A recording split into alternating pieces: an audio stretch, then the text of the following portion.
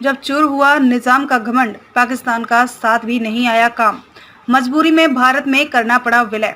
17 सितंबर 1948 इतिहास का वो दिन है कि जब हैदराबाद के निजाम का घमंड चूर चूर हो गया था और उसको मजबूरन हैदराबाद रियासत के भारत में विलय के लिए मानना पड़ा था।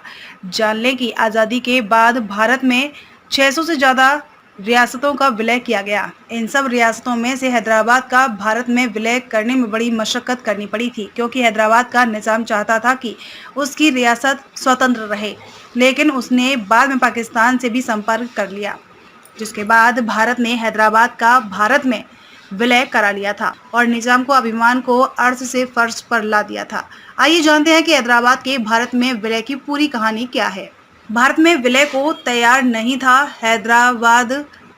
बता दें कि हैदराबाद भारत के बड़े राजघरानों में से एक था।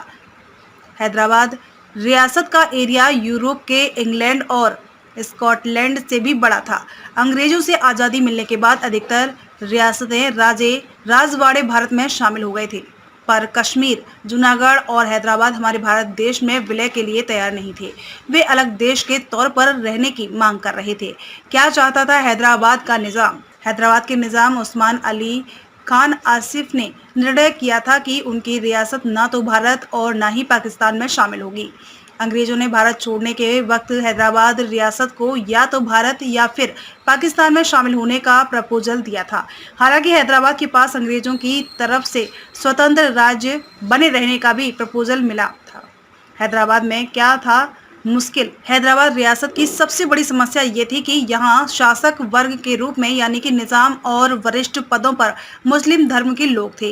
वहीं आबादी की बात करें तो हिंदुओं की जनसंख्या करीब 85% थी। हैदराबाद के निजाम रियासत को स्वतंत्र बनाना चाहते थे, लेकिन वहाँ की अधिकतर आबादी भारत में शामिल होने के पक्ष में थी। अब निजाम ने पाकिस्तान से साधा संपर्क।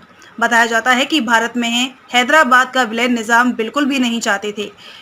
के.एम. मुंशी की किताब एंड ऑफ एन एरा में लिखा है कि मोहम्मद अली जिन्ना से भी निजाम ने संपर्क साधा था और उनकी मंशा जानने की कोशिश की थी कि क्या वह भारत के खिलाफ हैदराबाद का समर्थन करेंगे। हालांकि इस पर पाकिस्तान से बात नहीं हो पाई थी।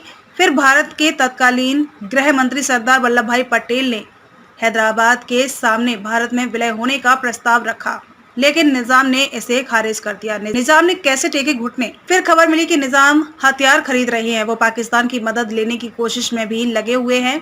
जैसे ही सरदार वल्लभ भाई पटेल को इस बात की सूचना मिली तो उन्होंने ऐसी सियासत को देश के पेट में कैंसर की तरह बताया और तुरंत इसकी सर्जरी करने की बात कही। 13 सितंबर 1948 को ऑपरेशन पोलो चलाकर हैदराबाद पर कार्यवाही की गई और 5 दिन में ही निजाम घुटने टेकने के लिए मजबूर हो गया। आखिरकार 17 सितंबर को हैदराबाद का भारत में कामयाबी से विलय हो गया।